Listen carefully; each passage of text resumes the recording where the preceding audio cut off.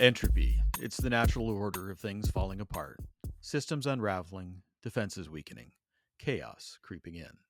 In cybersecurity, we don't fight entropy, rather, we chase after it. I'm Dave Lewis, Global Advisory CISO here at 1Password, and this is the Chasing Entropy Podcast. The podcast where we peel back the layers of our digital lives to reveal the human decisions, systemic cracks, and overlooked patterns that put everything at risk. From boardrooms to breach reports, 0 days to zero trust. Yes, I said it. We're chasing the questions that keep security leaders awake at night and the stories that don't necessarily make the headlines. No hype, no FUD, just real talk with the minds that are shaping the front lines of cybersecurity. With me today is none other than Thom Langford. Thom, welcome to the show. And if you could take a moment to introduce yourselves to our listeners. Thank you very much. Nobody told me this was a serious podcast. I mean, with an intro like that, you sounded like you could have been on a Hollywood kind of trailer or something like that. You know. I fall on my sword there. I used to be in radio, so But yes, hello everyone. My name is Thom Langford. I'm a twice recovering CISO now, and currently at Rapid7 as the EMEA CTO, which is a lot less technical than it actually sounds. very cool. So how is that shaping up for you? Because you've only been in that seat for a few months now, right? Yeah, just over 6 months now. So I'm loving it. Actually, really loving it. I have to say, and I think I mentioned this when we chatted the other day that yes, they pay me, so but they're not paying me to say this. But um, I find them to be a company that not only talks about culture and values, but also actually lives them. And I've been with Nice. a number of companies over the years, and a number of them have talked about culture and values. And I've only ever worked for one other that actually lives them from the top down. All of the rest was just lip service. So it's lovely to be able to work for not only a it's a fairly well known, it's a successful company. It's got its place in the cybersecurity community and industry, and it does some amazing work. But also just a company that's doing things for all the right reasons because it's the right thing to do. That's fantastic. And I have to admit, that is definitely a rarity these days. Like, I'm very Mm. fortunate that at 1Password we have a similar type of culture where everybody is actually happy to be there and it's a Yeah, joy to actually show up. And I've been in a place where it was so toxic that I had to be medicated. And that's one of the pieces that we don't often talk about in cybersecurity enough is the mental load and the mental strain that security yeah. practitioners have to contend with. Um, Now, you have had your bumps along the road. Whether or not you want to talk about them, I'll leave that to your discretion. But when you started out in this field, did you ever envision coming to the point where you are now in your career? God, that's really interesting because I, I've been in IT pretty much since I left school. I was studying computing back in the sort of Stone Age at university, and then my first role was as a DEC VAX operator, if you remember the VAX VMS Oh, I systems remember those well. with I just real threw time. out my last my last Vax manual. I just threw it out a few months ago. Oh, really? I just stuck one of mine into a container I had to rent because I ran out of space. But and so I've always been in technology, but it was only until 2008 that I actually made the move into cybersecurity. So fairly late on, best part of nearly 20 years into my career that I moved into cybersecurity, and I very quickly realised that I'd found my place and I'd found my tribe. So before then, I kind of drifted from one IT job to another. And back then, I suddenly realised I want to be a CISO. I want to be at the top of the totem pole. Little did I know that CISO stood for career is so over, but it was still something that I wanted to be, and that's what I worked towards. And I was quite fortunate. In fact, I was very fortunate. The way things fell that I got a CISO gig fairly early on. I think it was 2015, so not that many years afterwards. Um, and then got a second one in 2022, April 22. Two very different types of CISO roles. But to think of where I am now, where I'm being paid as much for what I've learnt as Mhm. much as for what I'm going to do, is quite interesting.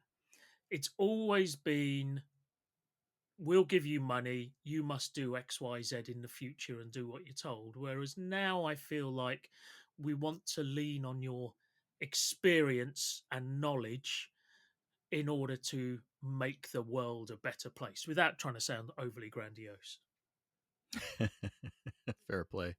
Yeah, I remember when I first started in a role similar to yours back at Akamai. My Yeah, boss at the time, Andy Ellis, said to me, "Do what you do, and I'll tell you when to stop." Which was simultaneously the most genius thing anybody's ever said to me in a leadership position, and the most evil, because yeah, I never knew where that line was. And as yeah, security practitioners, we don't do this for the title, although we do chase after the CISO title at times. I've done of that before course. in my career, but it is really a case of, it's a calling for us. We really do feel that we're drawn to it.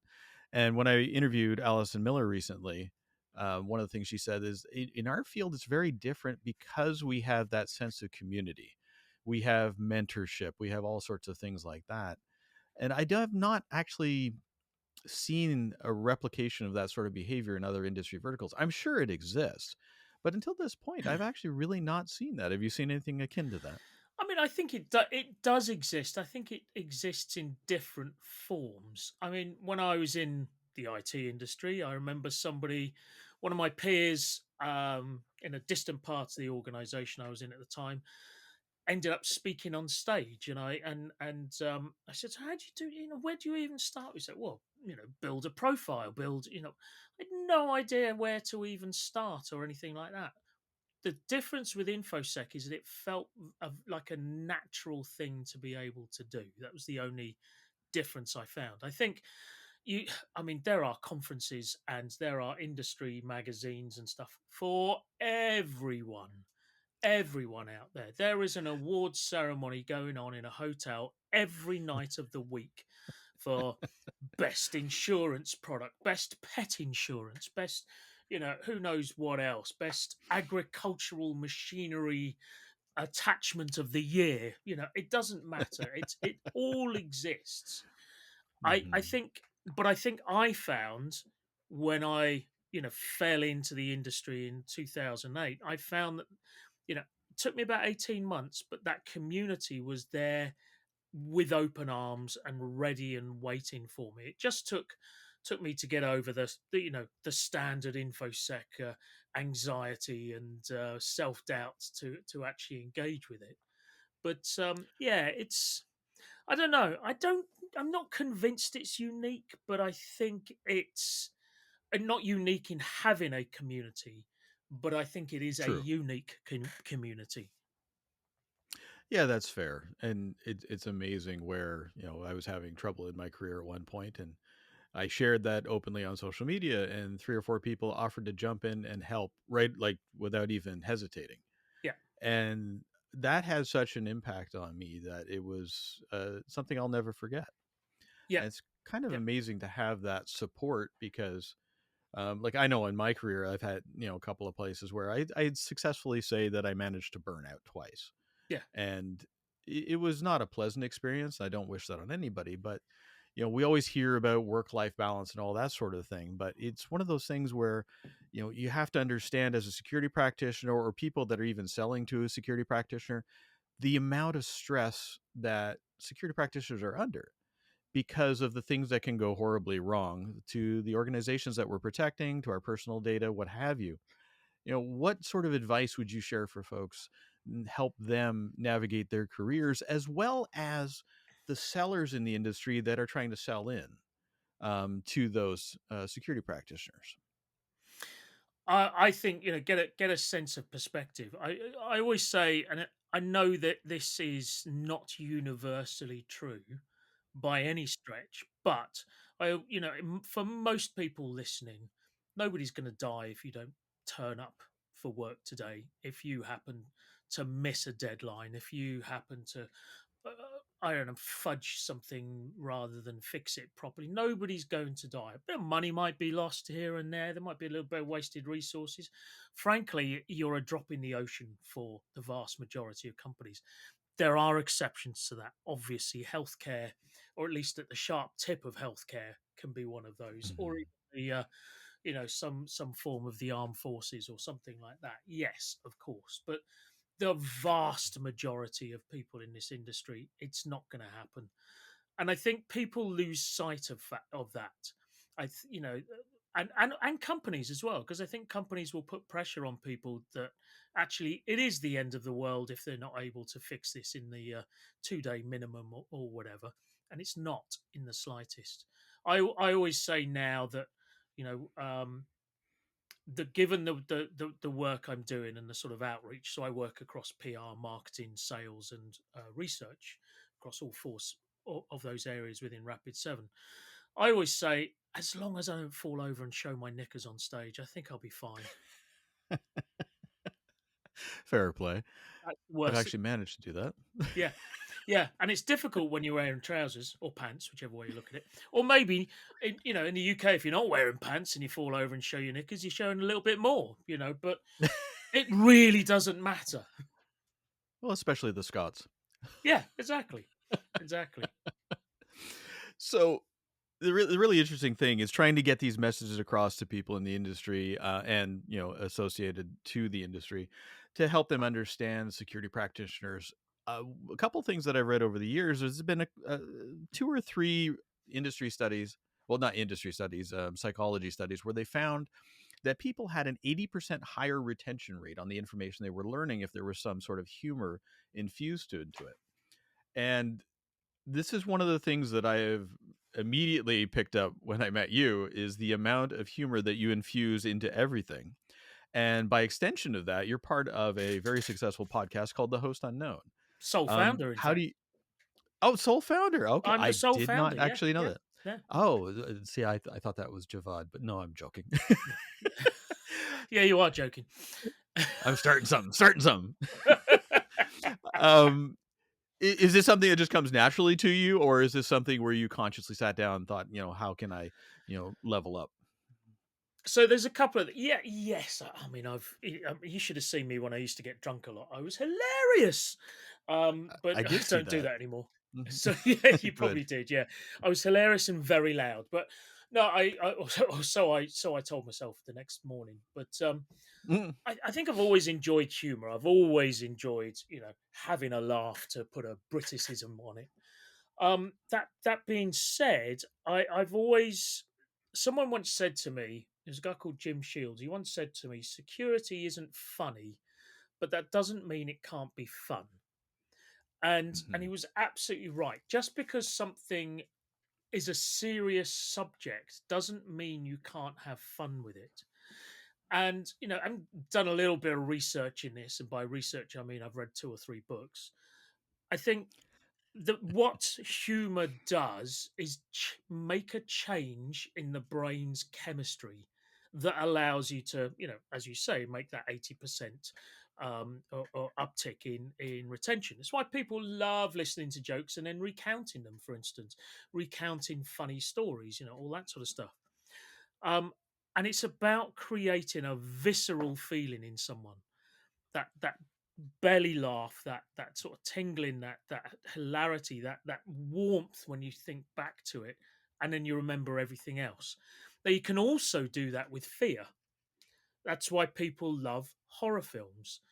But fear wears out after a while. You know when the jump scare is coming. You know that you've heard this before, and actually it has an impact.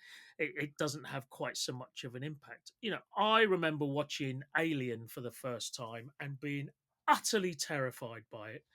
And even Fair. as an adult, like 10 years later, watching it and being utterly terrified by it, now it doesn't terrify me at all. I know exactly what's going to happen and when it's going to happen and all that sort of thing. I can watch Monty Python. I mean, you couldn't get much more out of date than that. And it still makes me belly laugh. Even Yeah. though I used to recount all of their stories verbatim at school because I loved them so much.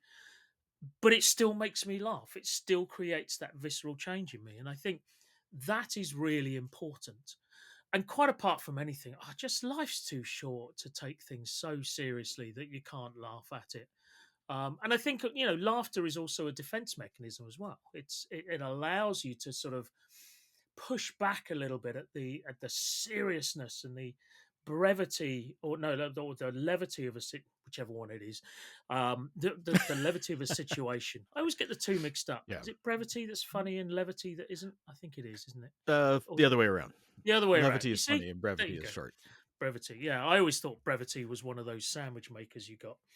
The maker of that. Oh, Breville. That's Breville. That's the Um, Breville, yes. that's the Breville. Anyway, um, but yeah, it allows you to deal with really quite serious situations. It allows you to survive. Allows you to get through it. And I think if we all sort of allow ourselves to just chill the fuck out a little bit, we might get through life a little bit easier. Fair play. And that's one of those things is, like you talk about perspective, we talk about chilling out and all that sort of thing. And a lot of that really stems from something that seems to be a pervasive topic in our field. And I know I've been a subject to this as well, is the good old fashioned imposter syndrome. Mm. And this is something that keeps cropping up. And I keep feeling this as well. But it's really strange because, I've been doing this for 31 years. You've been doing it for a long time as well. And yet it still remains. How have you ever experienced this within your career and how did you manage that?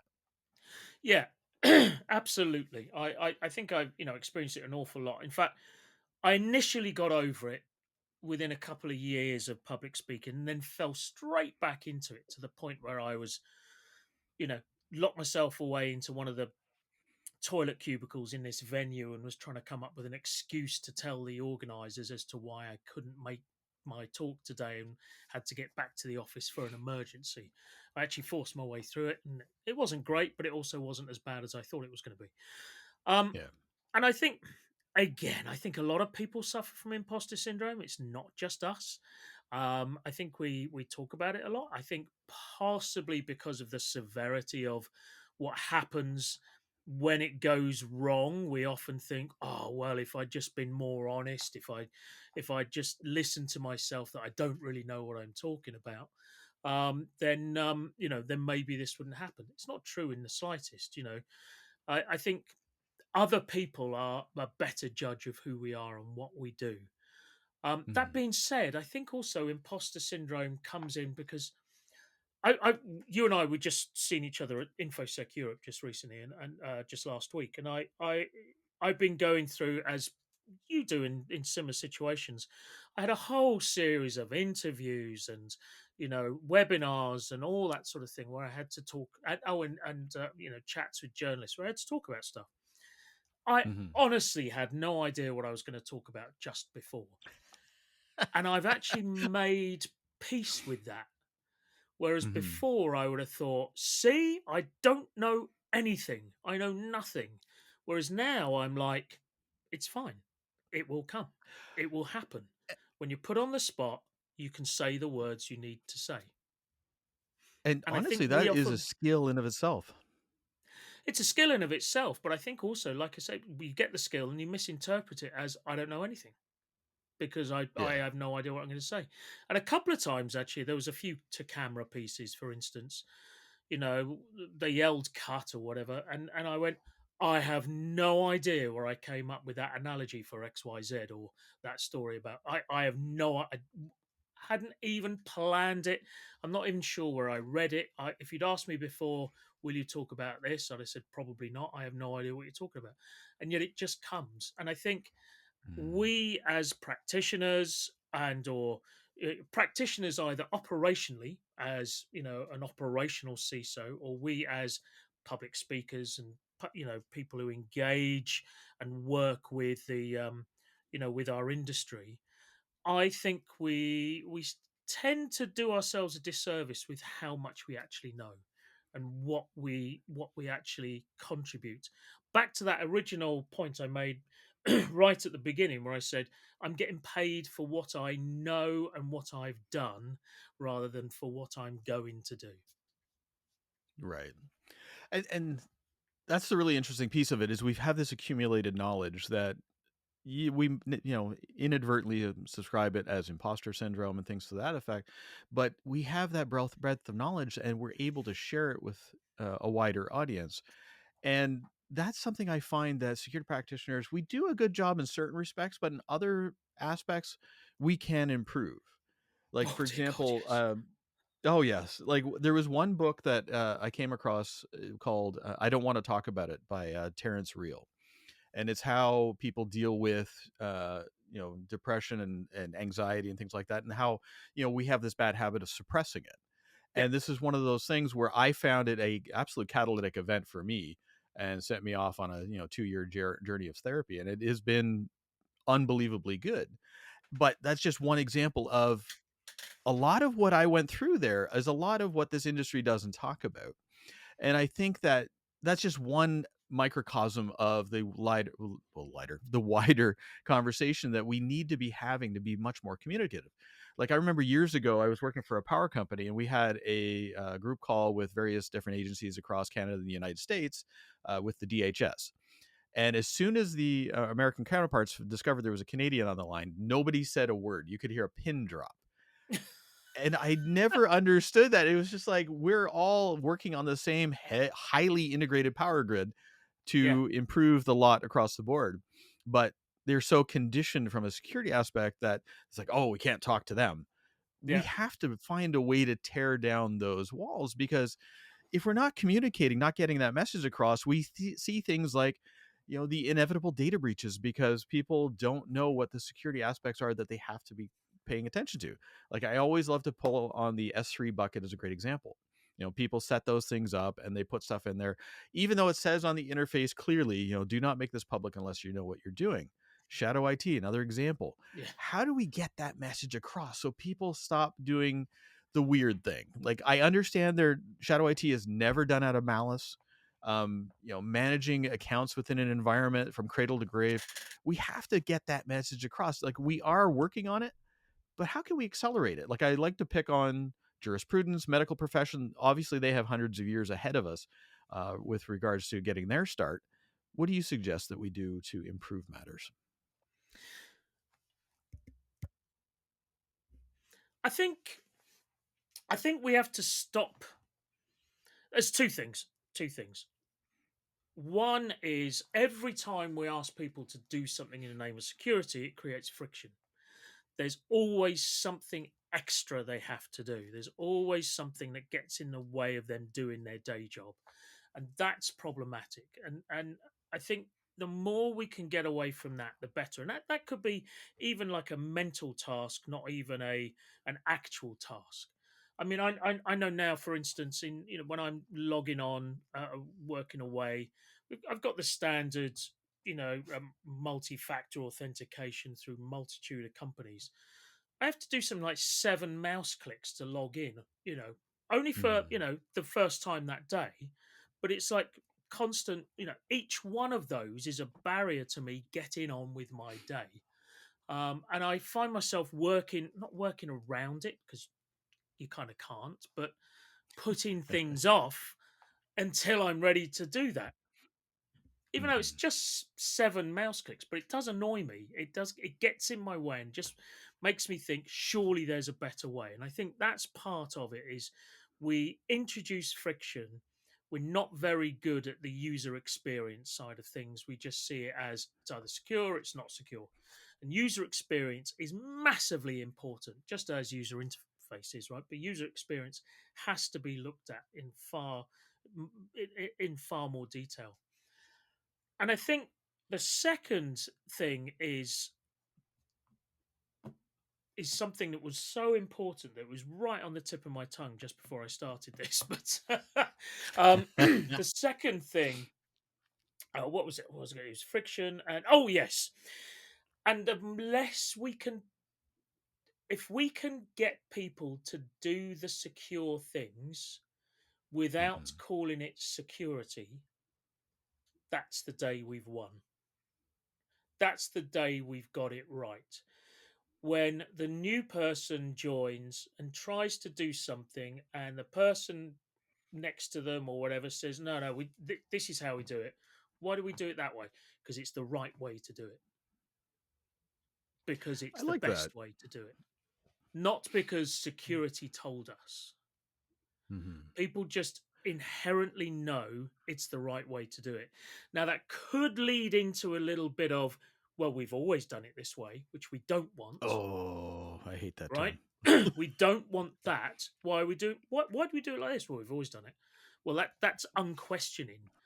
But if we can say because it's the best way until the new best way comes out, but the new best way will be better and with less friction and more intuitive, not the complete reverse of that. The more we can do that without the phrase security in there, then we will Mhm. adopt it. And I think that's absolutely on point because one of the things that I've been asked in the past is like, where do you see security going? And I look at it from the perspective I'm very keen to see, and this may sound odd, but security go away at one point. And what I mean by that is that I feel that security should be integrated in every aspect of what we do as opposed to a standalone function. Yeah. I don't know if we'll ever get to that point in my lifetime, but No, it's a maybe not. lofty ambition.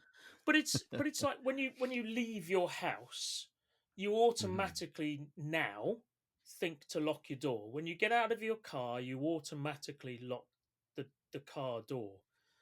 Not necessarily because, well, if I don't, someone will steal my car and secure it, and and it's more secure if I leave it. Just you just do it. It's become a habit, and it's become a good habit to lock the door. And also with technology, we've got it from the point where you don't have to fish out a particular key and put it in and lock it manually or whatever. With a car, you can just press a button and it will Yeah. lock. Or often with modern front doors, you just close it behind you and it's automatically locked. It just defaults to the best way. You're not going, you might go if you're going away on holiday, you might go, oh, let me just check the doors and windows, elsewhere in the house, etc. But generally, you don't think about it. You just do it. And that's where we want to get. Same thing with a seatbelt. We all put a seatbelt on, except a few certain people. But you know what I'm talking about. The But self-selecting. exactly the ones who are in the running for Darwin Awards. But we have to. We just put the seatbelt on automatically, Yeah. not because if I don't do this, I will crash through my windscreen, my windshield for my brethren over there. In the case of if I hit something, but we just do it. It's just done, Mhm. you know, and that I think And is our goal.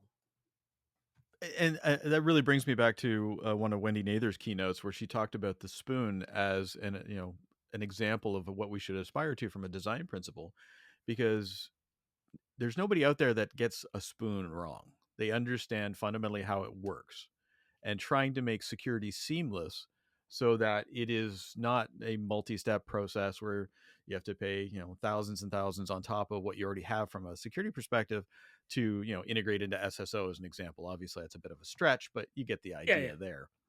um and this really amazing to see that, to get that idea of not writing tools for engineers by engineers, but understanding that you have humans on the other end of it. They might be in yeah, finance, they might be in legal, they might be in whatever.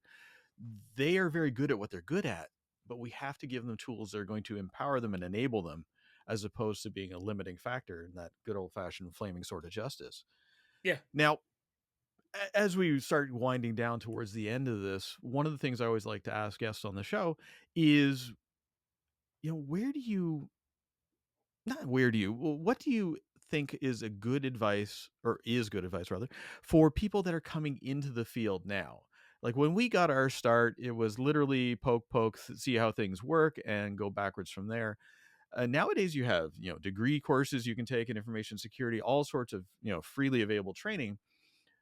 What advice do you wish you got when you started in this field that you could, share with others that are just coming up? Obviously, everybody's journey is different. Mm. There's no straight line in security.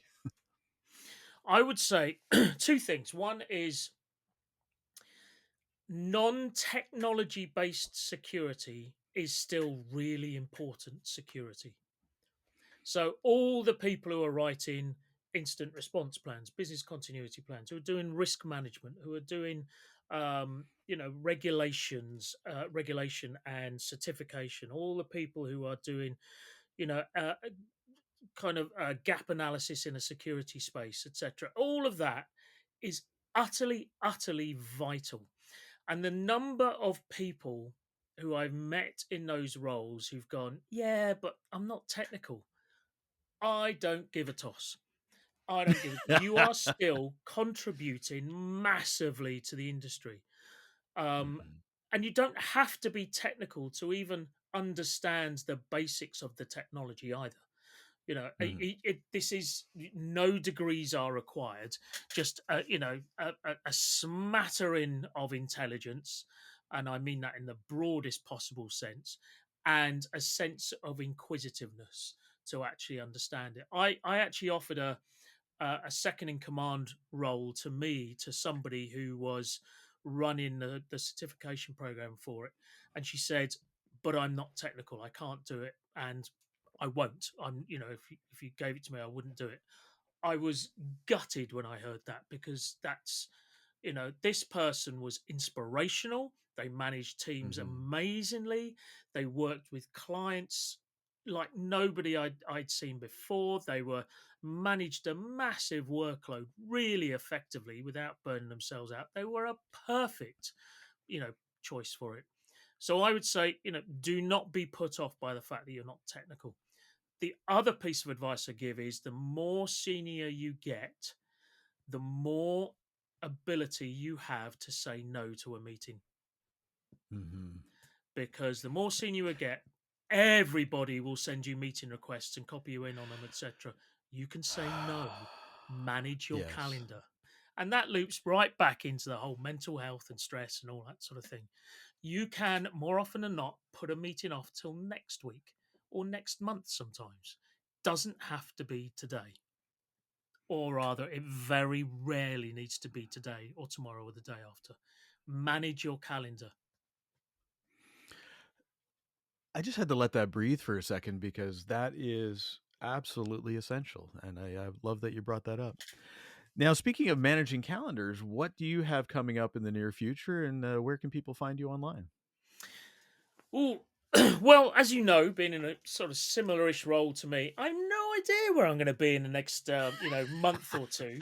I'll go wherever I'm told to go. I always say I'm like the Yep. shaved clappy monkey they put up on stage. They just wind me up and push me in the right direction. I'll just do my tap dance wherever I'm told to. But I'll be at a variety of trade shows and events and stuff over the coming months. Although it's calming down a bit for the summer, obviously. Yep. But if people want to find out more, you could listen to the Host Unknown podcast, available at all good podcastery things like Apple and stuff.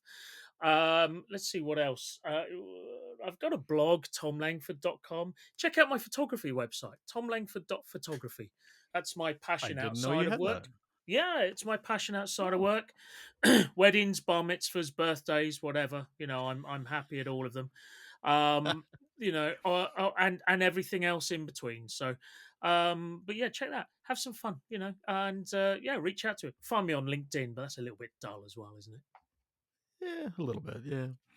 Um, Thank you so much for being on here. I really do appreciate you taking the time today. And if you had one parting shot that you'd like to share, what would that be?